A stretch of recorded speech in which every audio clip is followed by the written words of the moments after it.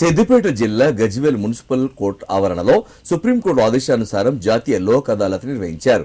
ఈ సందర్భంగా జడ్జి స్వాతి గౌడ్ మాట్లాడుతూ క్షణికావేశంలో కుట్రపూరితంగా ఇరు వర్గాలు కోర్టు కేసులతో ఆర్థికంగా నష్టపోవడమే కాకుండా ఇరు వర్గాలలో కక్షలు పెరుగుతాయన్నారు. రాజీతోనే రాజమార్గమని తెలిపారు. ఈ సందర్భంగా గత 4 ఏళ్ల నుండి భార్యాభర్తల మధ్య ఏర్పడిన సమస్యలను పరిష్కరించడం జరిగిందని వివరించారు.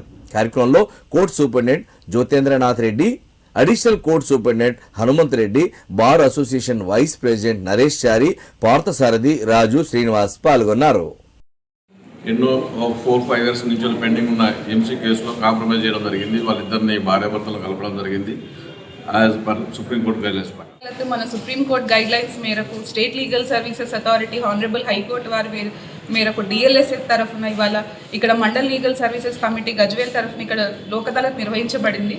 అంటే రాజీ మార్గమే రాజా మార్గం అని ఎంచుకొని కక్షిదారులు దీన్నంతా సద్వినియోగం చేసుకోవాలని, అలాగే క్షణికావేశంలో పెట్టుకున్న కేసెస్ అని ఈ సత్వర న్యాయం ద్వారా వాళ్ళు ఇది ఉపయోగించుకోవాలని కోరుకుంటూ ఈ లోక్ అదాలత్ని ఉపయోగించుకోవాలని, దాన్ని అందరూ వచ్చేసి ఈ కోర్టులో కేసెస్ పరిష్కరించుకోవాలని కోరుకుంటూ సెలవు.